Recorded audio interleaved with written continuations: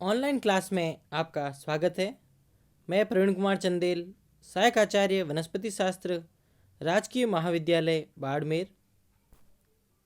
आज का जो हमारा टॉपिक है वो बीएससी पार्ट फर्स्ट के विद्यार्थियों के लिए है, जो उनके विषय वनस्पति शास्त्र के प्रथम प्रश्न पत्र शैवाल, लाइकेन एवं ब्रायोफाइटा से संबंधित है। आज का हमारा जो टॉपिक है वो है कारा, वंश कारा, जो जयनारायण विश्वविद्यालय के पाठ्यक्रम अनुसार इस प्रश्न पत्र की इकाई प्रथम में शामिल किया गया है। पिछली ऑनलाइन क्लास में हमने वंश कारा की संरचना एवं उसमें पाए जाने वाले कायिक जनन के बारे में बात की थी। आज हम इस क्लास के अंदर कारा के अंदर जो लैंगिक जनन पाया जाता है उसके बारे में बात करेंगे। लैंगिक जनन, सेक्सुअल रिप्रोडक्शन। कारा में अत्यंत प्रगत प्रकार का विषम युग्म की लैंगिक जनन पाया जाता है। जो इसमें सेक्सुअल रिप्रोडक्शन है वो ऊगेमस प्रकार का, ऊगेमस टाइप का होता है। इसके जननांग संरचना की दृष्टि से शैवालों में पाए जाने वाले विभिन्न प्रकार के जननांगों में सबसे अधिक जटिल हैं। नर जननांग पूंधानी अथवा ग्लोब्यूल तथा स्त्री जननांग अंडधानी अथवा न्यूक्यूल कहलाते हैं। दोनों प्रकार के जननांग स्थूलदर्शीय मैक्रोस्कोपिक होते हैं। तो हम ये देख रहे हैं कि कारा के अंदर जो लैंगिक जननांग होते हैं वो हम नेक्ड आई से देख सकते हैं, और इनकी जो आवर्धित संरचना है वो हम सूक्ष्मदर्शी के द्वारा देख सकते हैं। ये कारा के जननांगों की संरचना है।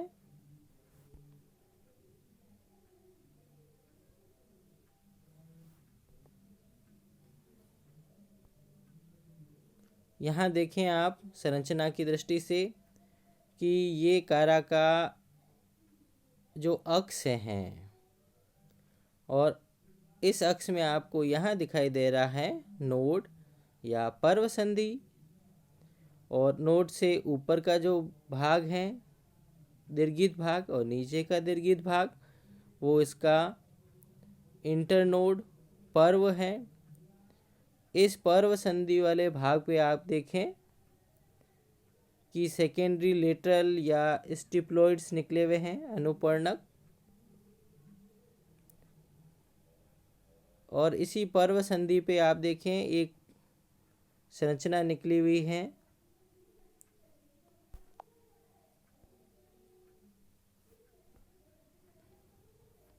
इस संरचना में आप देख सकते हैं कि जो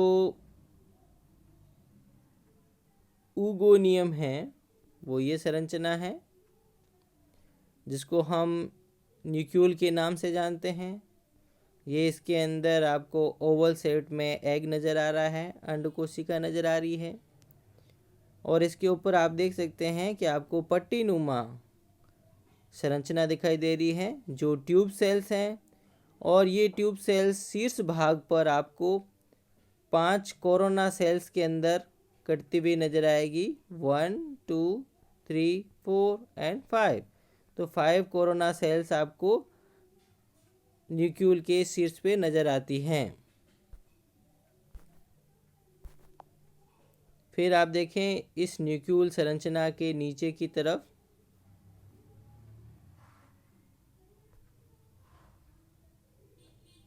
ये गोलाकार संरचना दिखाई दे रही है, जिसको हम पूंधानी या एंथ्रीडियम कहते हैं, जिसको हम ग्लोब्यूल के नाम से जानते हैं। इसके अंदर आपको बाहर की तरफ सील्ड सेल्स, सील्ड कोशिकाएं दिखाई दे रही हैं। तो इस तरह से हम देख सकते हैं कि कारा की जो पर्व संधि है उस पर जननांगों की स्थिति किस प्रकार की होती है।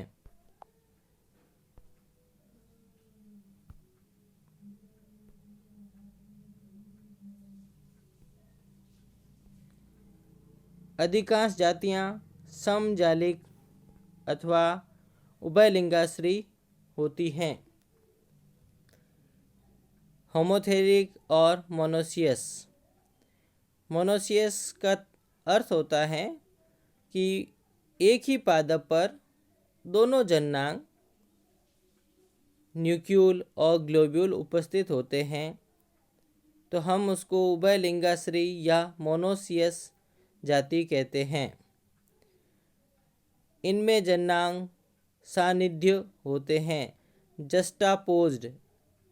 हम ये देख सकते हैं ऊपर की तरफ न्यूक्लियोल, नीचे की तरफ ग्लोब्यूल, तो एक दूसरे के जस्ट एडजेसेंट या जस्टापोज्ड सानिध्य अवस्था में दिखाई देते हैं। कारा वालिचियाई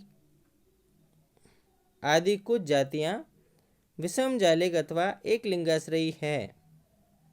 हेट्रोथेलिक और डायोसियस, इसमें जो जननांग होते हैं वो अलग अलग पादप पर दिखाई देते हैं, अलग अलग थैलस पे लगते हैं। इनमें दोनों प्रकार के जननांगों का निर्माण भिन्न पौधों में होता है। जननांग सीमित वृद्धि की शाखाओं में विकसित होते हैं।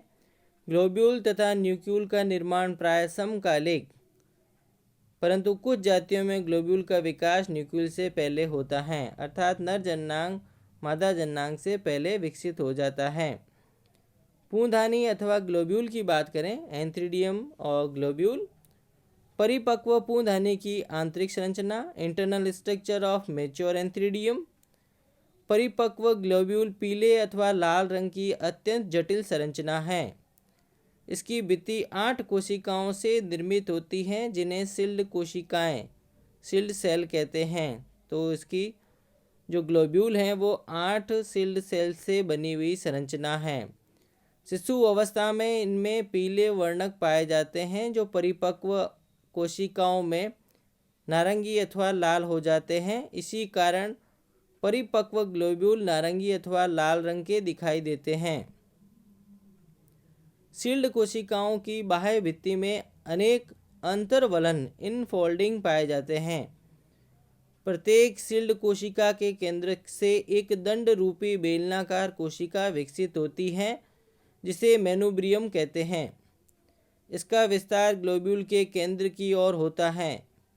मेनुब्रियम के दूरस्थ छोर डिस्टल एंड पर एक अथवा अधिक गोलाकार कोशिकाएं होती हैं, जिसे प्राथमिक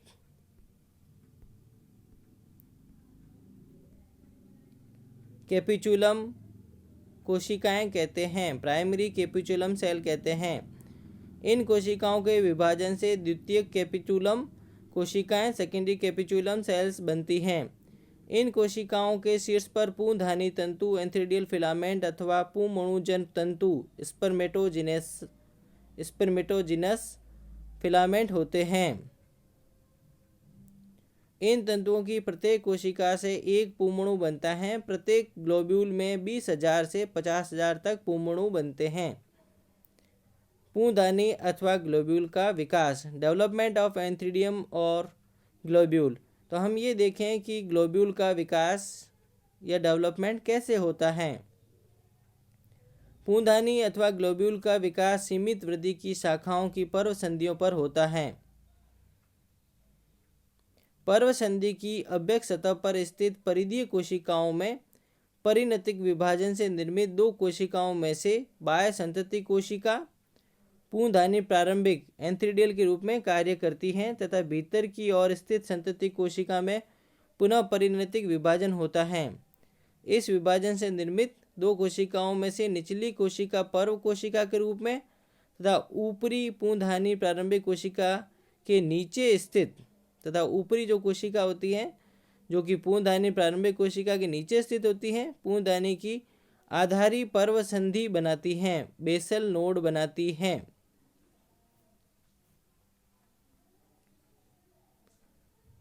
पूंधानी प्रारंभिक के अनुप्रस्थ विभाजन से एक आधारीय वृंत कोशिका तथा अंतस्थ पूंधानी मातृकोशिका बनती हैं, एंथ्रीडियल मदर सेल बनती हैं। वृंत कोशिका विभाजित नहीं होती, जबकि पूंधानी मातृकोशिका आमाप में वृद्धि के पश्चात 2 उदग्र विभाजन द्वारा 4 कोशिकाएं बनाती हैं। ये कोशिकाएं चतुर्भुजी रूप में व्यवस्थित रहती हैं। इसके पश्चात ये चारों कोशिकाएं पुनः अनुप्रस्थ भित्ति द्वारा विभाजित होकर 8 कोशिकाएं बनाती हैं। इसे अष्टांशक अवस्था या ऑक्टेंट स्टेज कहते हैं। अष्टांशक की सभी कोशिकाओं में एक परिणतिक विभाजन होता है, जिसके फलस्वरूप 8-8 कोशिकाओं की 2 परतों का निर्माण होता है।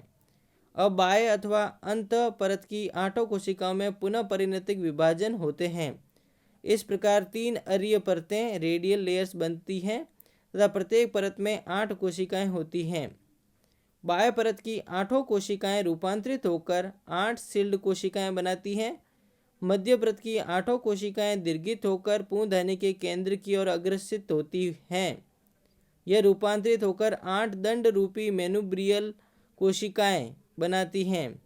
भीतरी परत की 8 कोशिकाएं जो मेनुब्रियल कोशिकाओं के शीर्ष पर स्थित होती हैं 8 प्राथमिक कैपिटुलम कोशिकाएं बनाती हैं। प्रत्येक प्राथमिक कैपिटुलम कोशिकाएं विभाजित होकर 6 द्वितीय कैपिटुलम कोशिकाएं बनाती हैं। कभी कभी इन कोशिकाओं के पुनः विभाजन से तृतीय कैपिटुलम कोशिकाएं भी बनती हैं।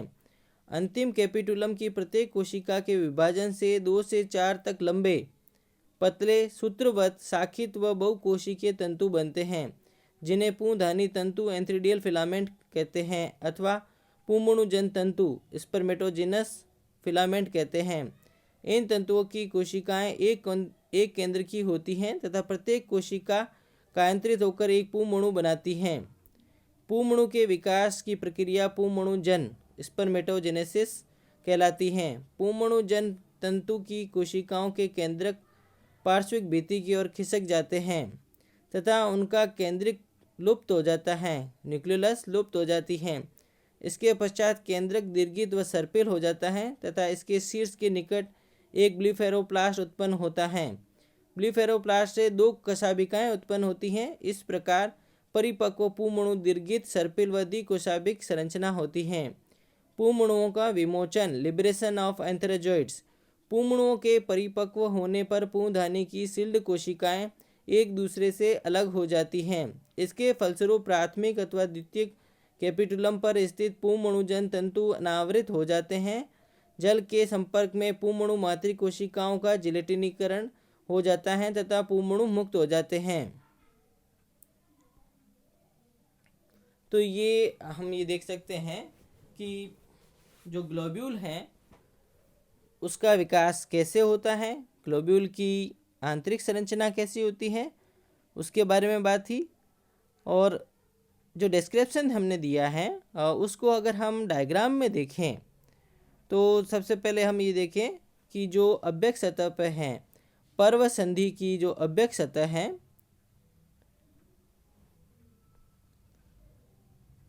वहाँ की जो एक कोशिका है जिसको हम एपिकल सेल बोल रहे हैं, शीर्षस्थ कोशिका। इस शीर्षस्थ कोशिका के अंदर जब विभाजन होता है तो हम ये देखें कि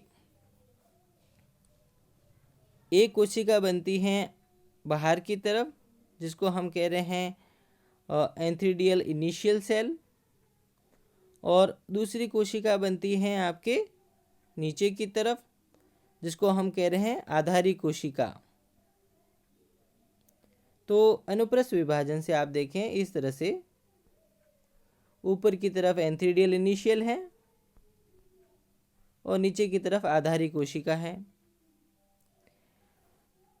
फिर इस आधारी कोशिका के अंदर आप देखें नीचे वाली कोशिका के अंदर एक अनुप्रस्थ विभाजन और होता है। तो आप 3 कोशिकाएं देख सकते हैं, ऊपर की तरफ एंथ्रीडियल इनिशियल और जो नीचे वाली आधारी कोशिका थी मतलब पूंछदानी मातृ कोशिका, ये पूंछदानी प्रारंभिका की नीचे की कोशिका है जो पेडिसेल सेल या व्रंत कोशिका के रूप में, या हम कहें कि पूंछदानी की आधार कोशिका व्रंत कोशिका के रूप में काम करती है।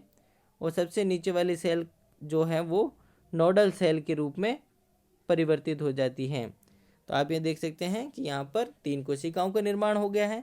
सबसे बाहर एंथ्रीडियल इनिशियल है, बीच के अंदर आपके पेडिसेल सेल है जो एंथ्रीडियम के पेडिसेल या व्रंत का निर्माण करती है, और सबसे नीचे की तरफ आपके नोडल सेल हैं, पर्वसंधि कोशिका है। तो सबसे पहले आप ये देखें कि जो एंथ्रीडियल इनिशियल है उसके अंदर विभाजन होते हैं। और इसके अंदर आप देखें दो उदग्र विभाजनों से आपको 4 कोशिकाएं नज़र आती हैं, और 4 कोशिकाओं के अंदर आप पेरिक्लाइनल डिवीजन देखें तो उससे आपको इस तरह से आप पेरिक्लाइनल डिवीजन देख सकते हैं। तो आपके सामने देख सकते हैं 8 कोशिकाएं बन जाती हैं, अष्टांशक बन जाती हैं, और इस अष्टांशक को हम 8 सील्ड कोशिकाएं कहते हैं। फिर इसके अंदर आप देखें पुनः पेरिक्लाइनल डिवीजन होते हैं, और इन सील्ड कोशिकाओं में जो पेरिक्लाइनल डिवीजन होता है तो 8 कोशिकाएं बाहर की तरफ, 8 कोशिकाएं अंदर की तरफ बन जाती हैं। तो बाह्य सील्ड कोशिकाएं 8 होती हैं और उसके अंदर की तरफ 8 और कोशिकाएं होती हैं। बाह्य सील्ड कोशिकाएं या आंतरिक जो सील्ड कोशिकाएं हैं उसके अंदर दोनों में से किसी एक में फिर परिणतिक विभाजन होते हैं और 8 कोशिकाएं और बन जाती हैं। इस प्रकार से 8 कोशिकाओं की 3 परतें बन जाती हैं, और इन 3 परतों में सबसे बाहर की तरफ जो कोशिकाएं हैं वो सील्ड कोशिका के रूप में काम करती हैं। अंदर की जो 8 कोशिकाएं हैं वो केंद्र की तरफ दीर्घित हो जाती हैं और मेन्यूब्रियम के रूप में रूपांतरित हो जाती है, तो मेन्यूब्रियल सेल होती हैं। और इन मेन्यूब्रियल के आगे की तरफ स्थित जो कोशिकाएं हैं वो प्राइमरी कैपिचुलम सेल कहलाती हैं। तो इस तरह से हम देख सकते हैं कि 3 अरीय परतें दिखाई देती हैं। सबसे बाहर की तरफ सील्ड सेल है, बीच की तरफ आप दंड रूपी मेन्यूब्रियल सेल देख सकते हैं, और फिर आप प्राथमिक कैपिचुलम सेल्स दिखाई दे सकती हैं।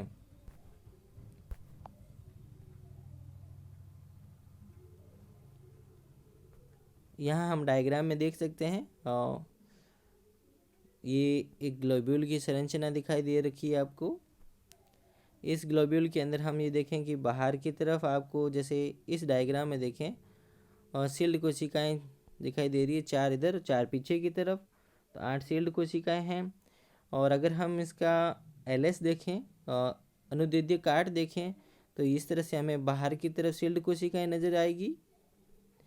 यहाँ देखें सील्ड कोशिकाएं 4 इधर दिखाई दे रही है, और इन सील्ड कोशिकाओं से अंदर की तरफ आपको एक दंड रूपी मेन्यूब्रियल दिखाई दे रही है, ये वाली मेन्यूब्रियल कोशिका। इस मेन्यूब्रियल के शीर्ष पे आपको प्राथमिक कैपिटुलम सेल दिखाई दे रही है। इन प्राथमिक कैपिटुलम सेल से आप ये देख सकते हैं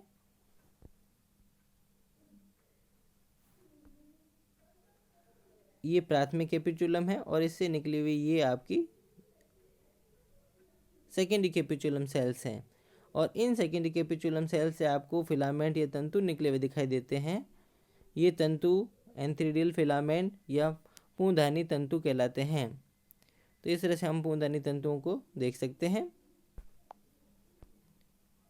इधर के डायग्राम में आप देख सकते हैं ये आपको नीचे की तरफ सेल्ड सेल दिखाई दे रही है, 1 2 3 4 5 6 7 8। तो इस तरह से आपको नीचे की तरफ 8 सेल सेट नज़र आएगी। फिर उससे निकली हुई मेन्यूब्रियल, इससे फिर आपको प्राइमरी कैपिचुलम, सेकेंडरी कैपिचुलम और एंथ्रीडियल फिलामेंट, ये सारे दिखाई देंगे आपको इस तरह से। तो हमारा जो यहाँ इस डायग्राम में या इस चित्र में मुख्य उद्देश्य है वो आपको ये दिखाना है कि जो ये सील्ड सेल्स हैं उससे निकलती हैं आपकी मेन्यूब्रियल, और मेन्यूब्रियल से प्राइमरी कैपिचुलम, और फिर सेकेंडरी कैपिचुलम, और फिर आपके स्पर्मेटोजिनस तंतु या पूंधानी तंतु कहलाते हैं। फिर हम ये देखें डायग्राम के अंदर कि जो पूंधानी तंतु हैं उसकी देखें स्ट्रक्चर। यहाँ पर देख सकते हैं जो केंद्रक हैं वो पार्श्व में आ गया है, और इस पार्श्व में आने के बाद में आप ये देखें कि एक ब्लीफेरोप्लास्ट नामक संरचना या आधार कणिका नामक संरचना इसमें डेवलप होती है, और उससे आप देख सकते हैं कि 2 कशाभिकाओं का निर्माण होता है। प्रत्येक पूंधानी कोशिका या हम कहें एंथ्रीडियल मदर सेल जो पूंदानी तंतु में पाई जाती हैं। तो प्रत्येक एंथ्रीडियल मदर सेल AMC उससे एक पूमणु का निर्माण होता है। तो ब्लिफेरोप्लास्ट या आधार कणिका से 2 कशाभिकाओं का निर्माण होता है और बाद में ये जो आपका केंद्रक है वो दीर्घित हो जाता है, सर्पिल क्रम में हो जाता है, उसकी संरचना सर्पिल हो जाती है। और यहाँ आप ये देख सकते हैं तर्क रूप या सर्पिल रूप के अंदर फ्लैजिला हैं आपको दिखे दे। तो सबसे ऊपर की तरफ आप यहाँ देखें कि ये आपको इस तरह फॉर्म में दिखाई दे रहा है और यहाँ पर आप देखें कि इसके अंदर 2 फ्लैजिला या 2 कशाभिकाएँ हैं जो इसके सिर से निकली हुई हैं। तो ये ब्लिफेरोप्लास्ट या आधार कणिका जो यहाँ संरचना बनी उससे है और ये जो इसका न्यूक्लियस था वो भी इसकी संरचना के सारे दीर्घित हो जाता है। तो ये एंथ्रोजॉइड की संरचना है।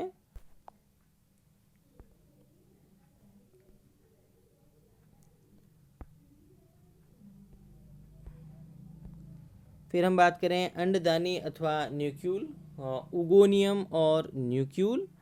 परिपक्व अंडदानी अथवा न्यूक्यूल की संरचना, स्ट्रक्चर ऑफ द मैच्योर उगोनियम और न्यूक्यूल। कारा की अंडदानी अथवा न्यूक्यूल एक स्थूलदर्शीय मैक्रोस्कोपिक अंडाकार संरचना है। यह सीमित वृद्धि की शाखाओं की पर्व संधियों पर एक सूक्ष्म वृंत द्वारा संलग्न रहती हैं। समजालिक अथवा उभयलिंगाश्रयी होमोथैलिक और मोनोसियस जातियों में यह पूंदानी के ठीक ऊपर की ओर स्थित होती हैं। तो जहाँ पूंदानी बनती हैं उसी के ऊपर की तरफ आपको अंडदानी निर्मित होती हुई दिखाई देगी। कारा की परिपक्व अंडदानी में केवल एक बड़ा अंडाकार अथवा दीर्घवृत्तीय अंड होता है। यह 5 लंबी नलिकाकार कोशिकाओं से निर्मित आवरण से ढका होता है। ट्यूब सेल्स, नलिकाकार कोशिकाएं। ये आच्छद कोशिकाएं अंड के चारों ओर दक्षिणावर्त क्लॉकवाइज में 2 अथवा अधिक बार कुंडलित होती हैं। क्लॉकवाइज मतलब घड़ी की दिशा के अंदर। तो आप ये देखें कि जो इसका टर्न लेने का संरचना में है तो वो घड़ी की दिशा के अंदर आपको इस तरह से 5 कोशिकाएं,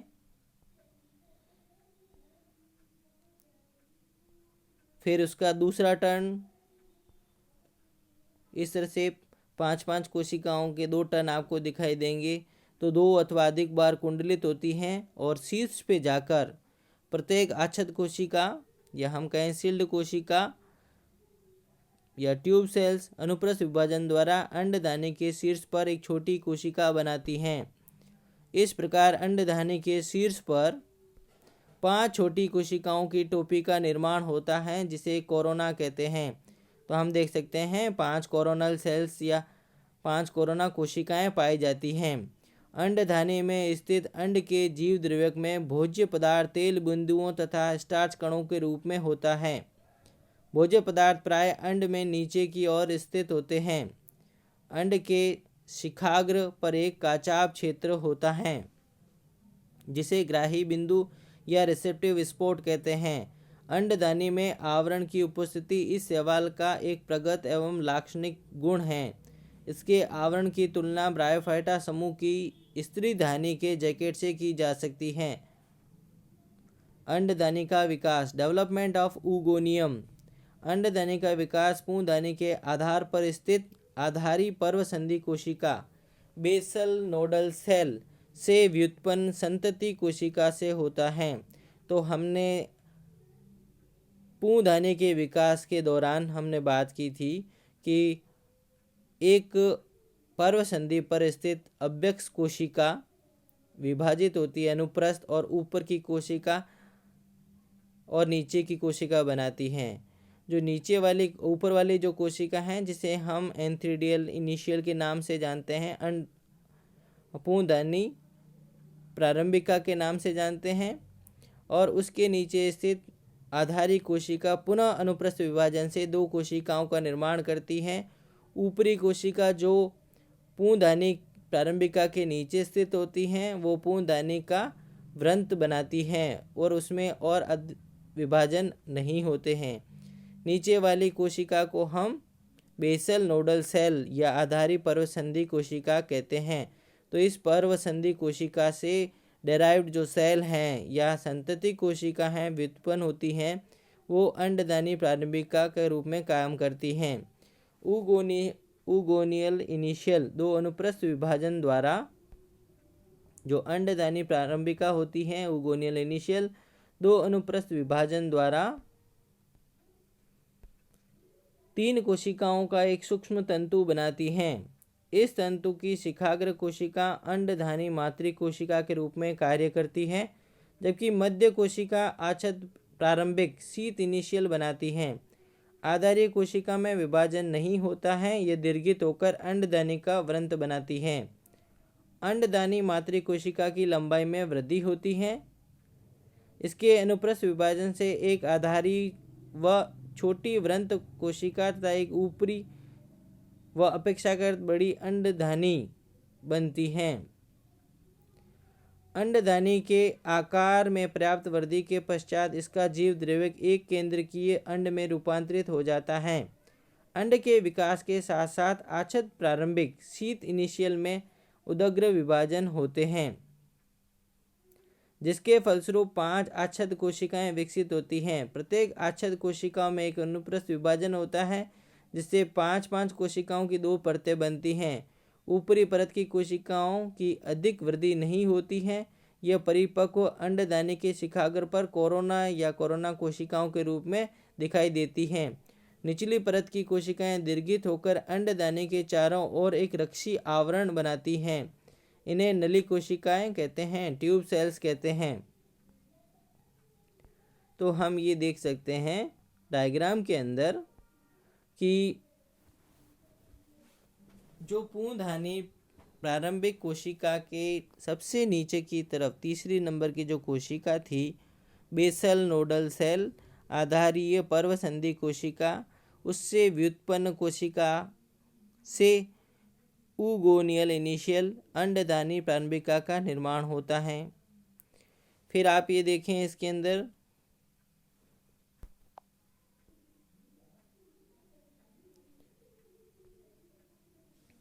उगोनियल इनिशियल के अंदर आप ये देखें कि विभाजन होते हैं और अनुप्रस्थ विभाजनों के फलस्वरूप आप ये देखें कि सबसे ऊपर ये शीर्षस्थ कोशिका उगोनियल मदर सेल कहलाती है और सबसे नीचे की तरफ इसकी पेडिसेल या वृंत कोशिका कहलाती हैं।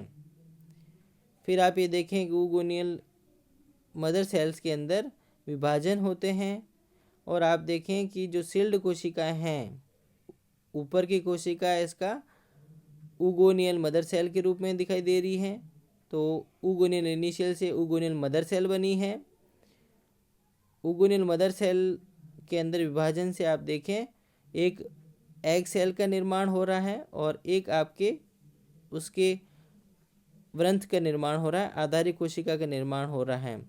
इसके साथ में ही आप ये देखें कि जो बीच वाली कोशिकाएं हैं वो सील्ड को सेल्स के रूप में काम करती हैं या आवरण कोशिका के रूप में काम करती हैं। ये आप देखें कि एक बड़ी कोशिका ट्यूब सेल और एक ऊपर छोटी कोशिका कोरोना सेल्स के रूप में विभाजित होती हैं। तो आप ये देख सकते हैं इस डायग्राम के अंदर कि बाहर की तरफ आपके जो उगोनियल मदर सेल हैं उससे आपको शीत इनिशियल बनी है और सेंट्रल सेल जो है उसका विभाजित होकर एक एग सेल और उसकी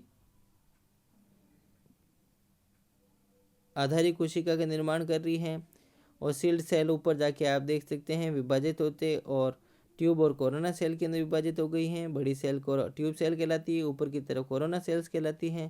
तो ये आपकी कोरोना है और ये ट्यूब सेल्स हैं। अंदर की साइड में आपको एग और एग के नीचे उसकी स्टॉक सेल्स दिखाई दे रही हैं और सबसे नीचे की तरफ आपको सेंट्रल नोडल सेल और उसका पेडिसेल दिखाई दे रहा है। यहाँ पर आप ये देख सकते हैं पूर्ण विकसित न्यूक्लियल की संरचना, जिसमें सबसे ऊपर की तरफ आपको कोरोना और फिर आप ये देख सकते हैं कि इसके अंदर जो ट्यूब सेल दिखाई दे रही है जो आच्छद कोशिकाओं से या सील्ड सेल से निर्मित हुई हैं। फिर अंदर की तरफ आप देख सकते हैं बड़ा सा एक एग, इसमें एग न्यूक्लियस है उसका, ए के नीचे इसकी स्टॉक सेल्स हैं और स्टॉक के नीचे सेंट्रल सेल और उसके नीचे पैडी सेल हैं।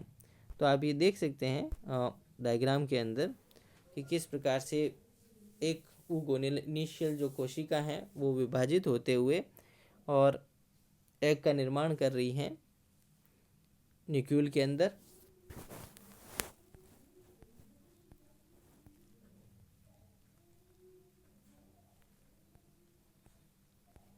निषेचन की बात करें, फर्टिलाइजेशन, अंडधानी के परिपक्व होने पर नली कोशिकाएं कोरोना के नीचे एक दूसरे से अलग हो जाती हैं। जो ट्यूब सेल्स हैं वो कोरोना के नीचे से अलग हो जाती हैं। इसके फलस्वरूप अंडधानी के चारों ओर 5 लंबी दरारें स्लिट बनती हैं। लगभग इसी समय अंडधानी के शिखाग्र का भी जिलेटिनीकरण हो जाता है। अंडधानी में उपरोक्त दरारों द्वारा पुंमणु तैरते हुए एक अंडधानी तक प्रवेश करते हैं। अंड तथा पुंमणु के केंद्रकों के संयोजन से निषिक्तांड का निर्माण होता है। निषिक्तांड या ऊस्पोर की बात करें, निषिक्तांड की संरचना एक मोटी भित्ति वाले दृढ़ फल ड्रूप फ्रूट के समान होती है। विभिन्न जातियों में इसका रंग पीला, लाल अथवा भूरा होता है। इसकी कोशिका भित्ति 4 परतों में विभेदित होती हैं। 2 बाह्य परतें वर्णकित तथा भीतरी परतें रंगहीन होती हैं, कलरलेस होती हैं। निषेचन के पश्चात कुछ समय तक निषिक्तांड शिथिल नली कोशिकाओं के बीच रहता है, परंतु आच्छद के टूटने पर यह जल कुंड के तल में बैठ जाता है। यह निषिक्तांड की विश्रामावस्था रेस्टिंग स्टेज होती है। विश्रामावस्था की अवधि वातावरणीय दशाओं पर निर्भर करती है। तो हम ये देख सकते हैं जाइगोट के अंदर जो अंकुरण हो रहा है उसके बारे में। निषिक्तांड का अंकुरण, जर्मिनेशन ऑफ oospore। विश्रामावस्था की समाप्ति पर निषिक्तांड का द्विगुणित केंद्रक शिखाग्र की ओर बढ़ता है। इसके अर्धसूत्रण से 4 अगुणित केंद्रक बनते हैं। इसके पश्चात अनुप्रस्थ भित्ति द्वारा निषिक्तांड 2 असमान कोशिकाओं में विभाजित हो जाता है। इसके शिखाग्र की ओर स्थित छोटी मसूराकार कोशिकाओं में केवल 1 अगुणित केंद्रक होता है, जबकि आधारी बड़ी कोशिका में 3 अगुणित केंद्रक होते हैं। ऊपरी मसूराकार कोशिकाओं में एक उदग्र विभाजन होता है, जिससे एक मूलाभासी प्रारंभिक राइजोडल इनिशियल तथा प्रथम तंतु प्रारंभिक विभेदित हो जाते हैं। ये दोनों कोशिकाएं विपरीत दिशाओं में वृद्धि करती हैं। मूलाभासी प्रारंभिक धनात्मक गुरुत्वानुवर्तन पॉजिटिव जियोट्रोपिज्म प्रदर्शित करती हैं तथा दीर्घित होकर प्रारंभिक मूलाभास बनाती हैं। इसके विपरीत प्रथम तंतु प्रारंभिक ऋणात्मक गुरुत्वानुवर्तन नेगेटिव जियोट्रोपिज्म प्रदर्शित करता है तथा विकसित होकर एक हरित प्राथमिक प्रथम तंतु प्राइमरी प्रोटोनीमा बनाता है। यह तंतु पर्व एवं पर्व संधियों में विभेदित होता है। इसकी निचली पर्व संधियों की परिधीय कोशिकाओं से मूलाभास तथा द्वितीयक प्रथम तंतु का विकास होता है। ऊपरी पर्व संधियों की परिधीय कोशिकाओं से उत्पन्न पार्श्व से नए अक्षों का निर्माण होता है। पीडी एकांतरण की बात करें, अल्टरनेशन ऑफ जनरेशन, कारा का पादप काय अगुणित होता है। इसमें द्विगुणित प्रावस्था केवल निषिक्तांड में ही पाई जाती है। निषिक्तांड के अंकुरण से के समय द्विगुणित केंद्रक में अर्धसूत्री विभाजन होता है, जिसके फलस्वरूप अगुणित अवस्था पुनः प्राप्त हो जाती है। अतः कारा के जीवन चक्र में अगुणित प्रावस्था प्रधान होती है। हैप्लोन्टिक लाइफ साइकिल पाया जाता है कारा के अंदर। ये कारा का लाइफ साइकिल है। उससे पहले हम डायग्राम के द्वारा हम ये देखें कि जो निषिक्तांड है उसका अंकुरण किस प्रकार से होता है। तो हमें ये कहा डिस्क्रिप्शन में हमने ये देखा था कि जो निषिक्तांड हैं वो उसके अंदर आप ये देख सकते हैं मोटी भित्ति बाहर की तरफ, जिसमें से 2 बाह्य परतें वर्णांकित होती हैं और अंदर की जो परत होती हैं वो रंगहीन होती हैं, कलरलेस होती हैं। फिर इसके अंदर जो आपका एक केंद्रक था वो शिखाग्र की तरफ ऊपर की तरफ मूव कर जाता है, और वो जो केंद्रक है आपका वो केंद्रक द्विगुणित होता है और ये अर्धसूत्री विभाजन द्वारा 4 केंद्रकों का निर्माण करता है, डॉटर न्यूक्लियाई का निर्माण करता है, डॉटर न्यूक्लियाई का। फिर आप इसमें देखें कि ये जो डॉटर न्यूक्लियाई हैं, ये संतति जो केंद्रक हैं वो इस प्रकार से व्यवस्थित हो जाते हैं कि जो आपका निषेचित अंड है या जायगोट है उसमें एक अनुप्रस्थ विभाजन होता है, जिससे आपको ऊपरी छोटी लेंटिसेल या मसूराकार आकृति की कोशिकाएं बनती हैं और नीचे की तरफ एक बड़ी कोशिका बनती है जिसमें 3 डीजनरेटिंग होते हुए न्यूक्लियस हैं और नष्ट होते हुए न्यूक्लियाई हैं। और फिर आप ये देख सकते हैं कि जो ऊपरी जो मसूराकार कोशिका है उसमें उदग्र विभाजन होता है। आप ये देखें उदग्र विभाजन, खड़ा विभाजन, और उससे आपको 2 कोशिकाएं बनती हुई नजर आती हैं। एक आपकी राइजोडियल इनिशियल है, एक प्रोटोनीमल इनिशियल है, प्राथमिक तंतु प्रारंभिका, और मूलाभासी प्रारंभिका है। और फिर आप ये देख सकते हैं अगले डायग्राम के अंदर कि जो राइजोडियल इनिशियल हैं जो पॉजिटिव जियोट्रोपिज्म या धनात्मक गुरुत्वानुवर्ती होती हैं और प्राइमरी राइजोड्स का निर्माण करती हैं, और जो आपका ऊपरी जो प्राथमिक तंतु हैं प्राइमरी प्रोटोनीमा हैं वो नेगेटिवली जियोट्रोपिज्म है या ऋणात्मक गुरुत्वानुवर्ती होती हैं और ये प्राथमिक तंतु का निर्माण करता है। और इसमें आप ये देखें कि पर्व और पर्व संधियों का निर्माण होता है। और इस प्राथमिक तंतु के अंदर आप देखें कि ऊपरी जो पर्व संधियाँ होती हैं उसमें आप ये देख सकते हैं कि जो नई कोशिकाएं बनती हैं उससे अक्षों का निर्माण होता है या मेन एक्सिस का निर्माण होता है। और नीचे की जो पर्व संधियाँ होती हैं उसमें से आपको सेकेंडरी प्रोटोनीमा और राइजोड्स का निर्माण होते हुए दिखाई दे सकता है। तो इस प्रकार से हम देख सकते हैं कि जो कारा है उसके अंदर जो जायगोट है उसका अंकुरण किस प्रकार से होता है और अंकुरित होता हुआ जायगोट पुनः कारा का थैलस का निर्माण किस प्रकार से करता है। ये तो कारा के निषिक्तांड के अंकुरण या जर्मिनेशन ऑफ oospore की बात हुई। हम बात कर रहे थे सबसे लास्ट में जो एक टॉपिक है जिसमें हमने कहा कि कारा का जो जीवन चक्र होता है वह अगुणित प्रकार का होता है। तो इसमें अधिकांश जीवन चक्र की अधिकांश अवस्थाएं जो होती हैं वो अगुणित होती हैं और केवल एक जायगोट या हम कहें युग्मनज हैं वो द्विगुणित प्रावस्था को निरूपित करता है। तो आप ये देखें इसके अंदर कि जो कारा है उसके अंदर आपका जो सेक्सुअल रिप्रोडक्शन नहीं कहेंगे हम इसको, हम कहेंगे इसको वेजिटेटिव रिप्रोडक्शन, कायिक जनन, क्योंकि कारा के एसेक्सुअल एसेक्सुअल स्पोर्स अलैंगिक बीजाणु नहीं बनते हैं। तो वेजिटेटिव रिप्रोडक्शन के अंदर हम ये देख सकते हैं माइलम स्टार्स हैं, बुलबिल्स हैं और एमॉर्फस बुलबिल्स हैं और सेकेंडरी प्रोटोनीमा है। इसके द्वारा आप कारा के अंदर कायिक जनन देख सकते हैं।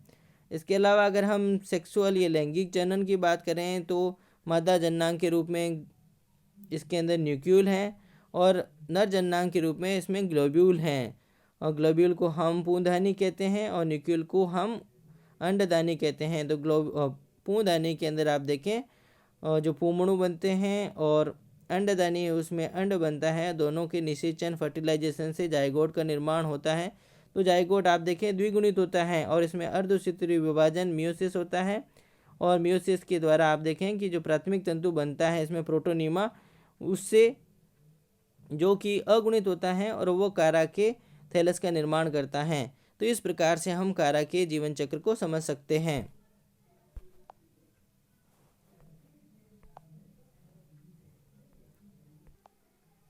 थैंक यू, धन्यवाद। तो ये थी आपके ऑनलाइन क्लास जो कि कारा के लैंगिक जनन और कारा के जीवन चक्र पे थी।